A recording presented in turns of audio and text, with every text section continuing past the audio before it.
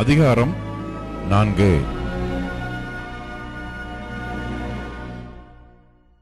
யோனாவுக்கு இது மிகவும் விசனமாயிருந்தது. அவன் கடுங்கோபம் கொண்டு கர்த்தரை நோக்கி விண்ணப்பம் பண்ணி, ஆ கர்த்தாவே, நான் என் தேசத்தில் இருக்கும்போதே நான் இதை சொல்லவில்லையா? இது நிமித்தமே நான் முன்னமே தர்ஷீசுக்கு ஓடிப்போனேன்.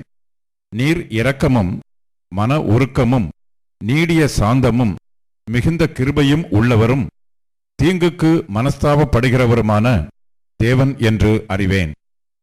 இப்போதும் கர்த்தாவே, என் பிராணனை என்னை விட்டு எடுத்துக்கொள்ளும்.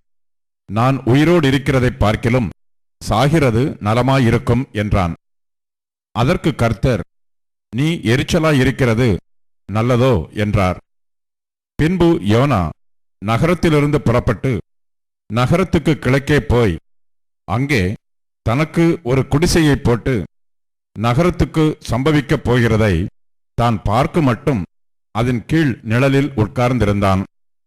யோனாவுடைய தலையின் மேல் நிழல் உண்டாயிருக்கவும் அவனை அவனுடைய மனமடிவுக்கு நீங்கலாக்கவும் தேவனாகிய கர்த்தர் ஒரு ஆமணக்குச் செடியை முளைக்க கட்டளையிட்டு அதை அவன் மேல் ஓங்கி வளரப் பண்ணினார்.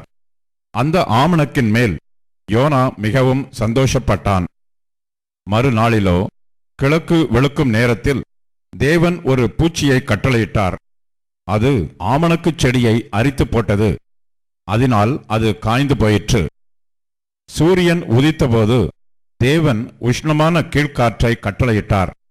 அப்பொழுது வெயில் யோனாவுடைய தலையில் படுகிறதினால் அவன் சோர்ந்து போய் தனக்குள்ளே சாவை விரும்பி, நான் உயிரோடு இருக்கிறதை பார்க்கிலும் சாகிறது நலமாயிருக்கும் என்றான். அப்பொழுது தேவன் யோனாவை நோக்கி, நீ ஆமணக்கு நிமித்தம் எரிச்சலாயிருக்கிறது நல்லதோ என்றார். அதற்கு அவன், நான் மரண பரியந்தமும் எரிச்சலாயிருக்கிறது நல்லதுதான் என்றான். அதற்கு கர்த்தர், நீ பிரயாசப்படாததும் நீ வளர்க்காததும் ஒரு ராத்திரியிலே முளைத்ததும் ஒரு ராத்திரியிலே அழிந்து போனதுமான ஆமணக்குக்காக பரிதபிக்கிறாயே.